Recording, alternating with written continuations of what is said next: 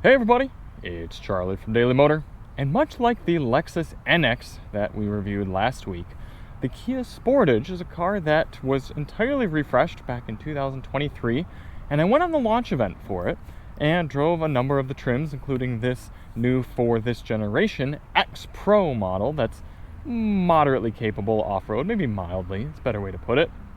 We drove it once more back at DM HQ in Michigan, and then promptly forgot about its existence. It's a little tiny bit of an NPC car, and what I mean by that is they're on the road, people drive them, people buy them, and they do a great job at being an vehicle, but kind of in the cycle of new cars here on YouTube, we sort of forget about it.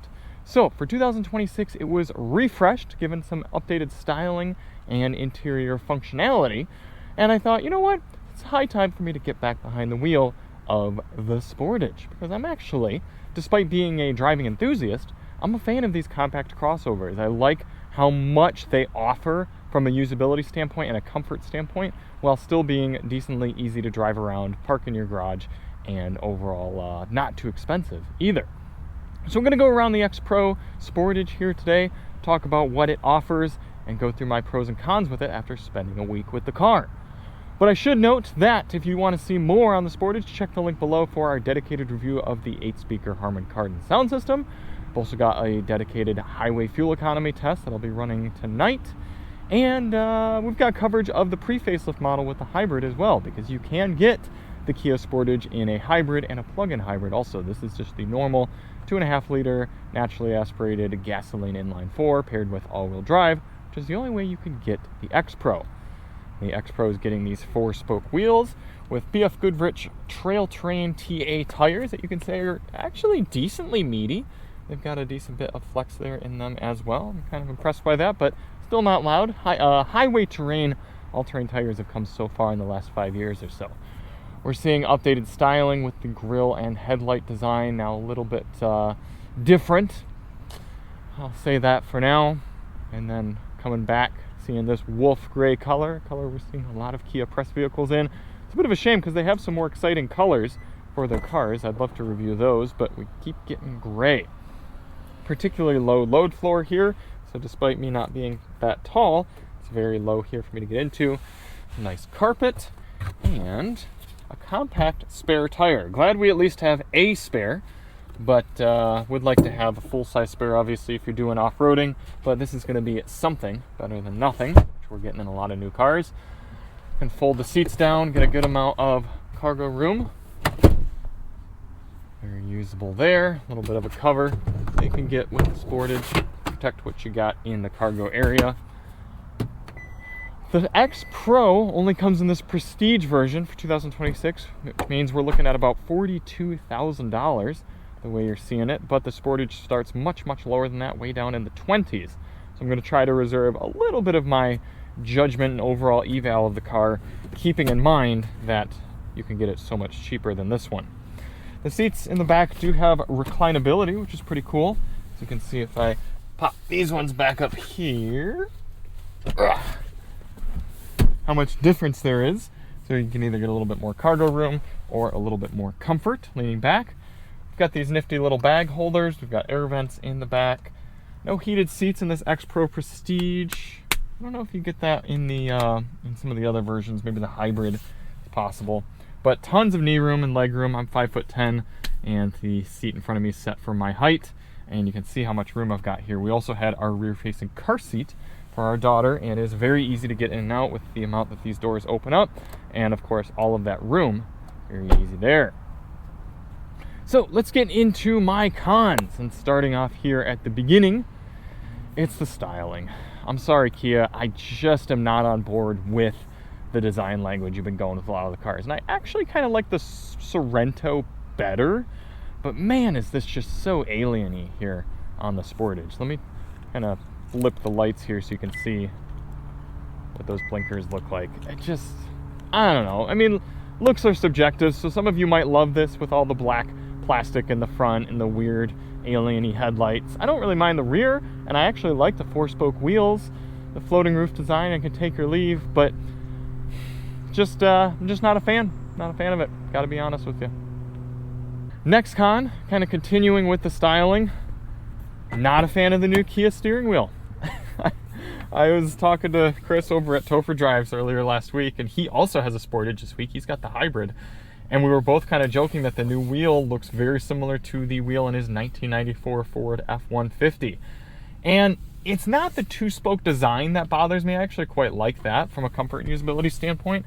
However, it's something to do with this line here, the offset Kia badge, the button layout, and sort of this floating design. Maybe it's the color combo. I don't know what it is. It's not attractive to me. And I do really, really appreciate the functionality. So please, Kia, don't hear this and go, oh, we've got to get rid of these physical buttons because they're ugly. No, the physical buttons are fantastic. Please keep those. And I'd rather have an unattractive wheel that works well than a very cool and stylish wheel that's a pain to use. I just don't think it looks very good. I prefer the outgoing wheel, to be honest with you.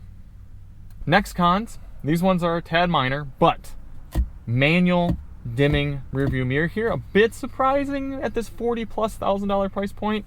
The most expensive Sportage you can get. Totally wouldn't mind if we were in something like an EX down closer to $32,000.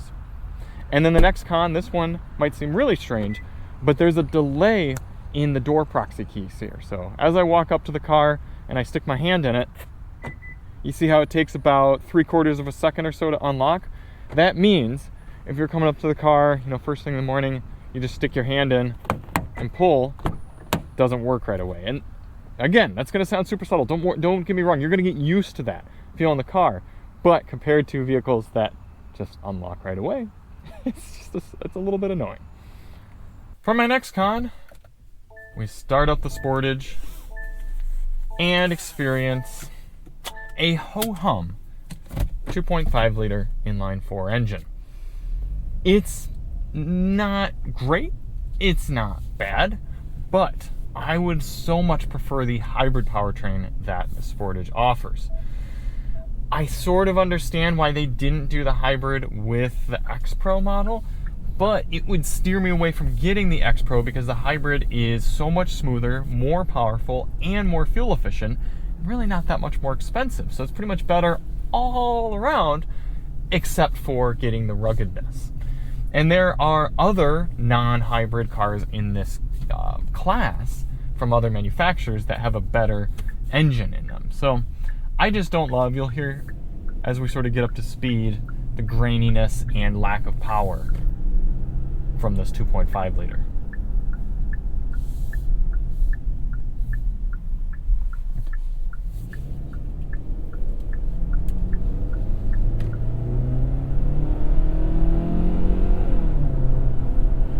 Fortunately, it is paired up to an 8-speed conventional automatic transmission, so we're not listening to a CVT whine or anything like that, but it's just tough to know that the hybrid is that much nicer.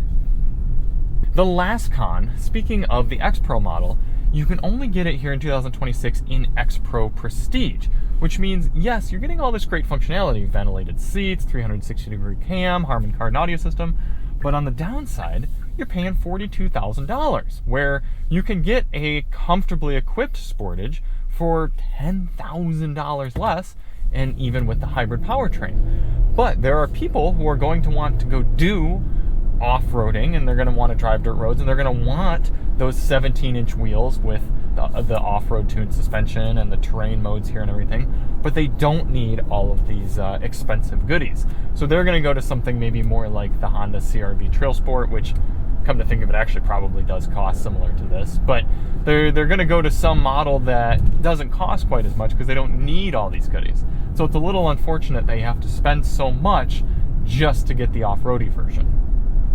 Coming back here static for my pros, and this first one is a big one. It essentially encompasses the main reasons why I love the Sportage so much, and it's the thoughtfulness and the functionality of the entirety of this car.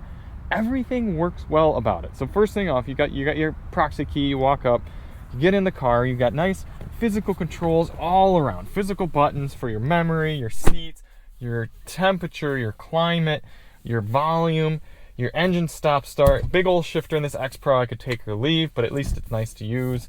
Physical buttons for all of your heated, ventilated seats. Then you've got little aspects that you can just tell that the Kia designers of this vehicle really thought through, okay, what could we do to make this car nicer to live with? And they executed those. For example, the wireless device charger here has a slight raise to it and is very grippy, which means if you got a phone, like pretty much all flagship phones are these days, that have a raised camera bump, it means that it's actually going to sit there on that on your wireless charger bump, give a little bit of room for your camera bump there, and then not slide around. Very thoughtful. Next, what is it that I had on the list? Oh, these little cup holders. First of all, they fit a metal 32-ounce water bottle, which is fantastic. But then you can fold them away if you're not using the cup holder aspect, or maybe you're just using one, and then you have a big open place to put things. Very clever design there, Kia. Next, this one seems super subtle, but there's a ledge here below the touchscreen, which means you can rest some of your fingers and then move around and press things on the screen with your other fingers. If you've used something like GM's new big screens that are big and vertical right in front of you, you'll find that your hand's moving all around here trying to touch things while you're driving, whereas any screen that has a ledge, even this small like in the Hondas, for you to rest your finger and your hand makes it easier to use the system. Next, I mentioned it at the beginning of the video, but these pulls in the cargo area in order to fold down the seats. I put something large in the cargo area earlier this week with the Sportage. I was able to just open the cargo hold here and flip the seat down, pulling that, and I didn't have to walk around to fold the seats up and put them in to the front. And then, if we get into the back seats, look at this. They've integrated a bit of a tablet holder into these headrests. So there's this is all very grippy, which means I could either put my phone right here and then it's stable, so I could have, you know, something watching right there, or larger device like a tablet is going to be held in secure so children can watch it, adults, something like that. I think that's pretty darn nifty. So everything comes together to feel like, oh, this car wasn't just designed by AI or by a spreadsheet or by kind of the lowest common denominator in a boardroom. No, this was designed by real individuals who used these cars and thought, how can I make this nicer to use on a daily basis? It's fantastic. Next, pro. The fact that the hybrid and plug-in hybrid versions of the Sportage exist. Like I said in the cons, I don't care much for this gasoline version, but the hybrid and the plug-in hybrid offer so much more to the Sportage lineup. So if you do a decent amount of city driving, but you don't live somewhere where you can plug in regularly, you get the hybrid. If you do a ton of city driving and you can plug in at home and charge up to full every night, get the plug-in. If you're just going to be doing a lot of highway slogging, maybe you just avoid both and you just get the gasoline. I love that Kia's given us the options. Next pro, the comfort inside here. The seats are comfortable, the places that you put your arms are comfortable, the steering wheel, comfortable. Everything is nicely ergonomically laid out. I've just enjoyed being in this car. And not only that, it's quiet. I think we even have, no, it's just single pane glass, but decent noise levels in here. It's a nice place to be. And my passengers commented on that as well, even after coming out of the Lexus NX last week. Next pro, the ride quality. And I firmly believe that's increased by the fact we have the X Pro model. So we've got more sidewall on the tires and suspension that's a little bit more built for off-road. That was an aggressive speed bump right there, and we're going to hit another one right here. These tires are absorbing that primary impact so well. Ready? And then the suspension is keeping the car composed for that secondary ride quality. And not really any rattles or creaks either. Been very, very happy with the ride quality in here. So, my final thoughts here on the Kia Sportage. I like it, I really do. The biggest thing, like I said earlier, is the fact that it just feels so well thought out and executed. It's a car that makes it so every time I do drive it, my life is easier. And that is so important in a daily driver here. So with that, let's put the Sportage on the Daily Motor Leaderboard. This is actually the second to last car that's going on the Daily Motor Leaderboard for 2025. We have one more quick car fitting in at the very, very end of the year. And it's actually the first Kia I've driven all year. It's been a while. Like I said, I wanted to get back into one of these. For me, it's actually going right up here above the Lexus NX and below the Odyssey, right up into 12th place. And it's good. But the thing is every car above this, well, maybe above the Odyssey, so top 10, Civic Si and above, all have both a functional and sort of a high character aspect to them, outside of maybe the Santa Fe. But other than that, those top 10 cars really blow me away from both a usability and character standpoint. That's the only thing that the Kia Sportage is kind of missing out on. It's a fantastic appliance, and it helps your life be that much better. But you're never going to really be excited to go out and drive your Kia Sportage outside of the first few months that you own it. Other than that, it's just a very good car. So thank you all so much for watching. If you do want to see more on the Kia Sportage, check the link below. We've got our previous coverage on the hybrid and the fuel economy test and the sound system review. And we will see you on the next one. I'm Charlie from Daily Motor, and as always, drive on.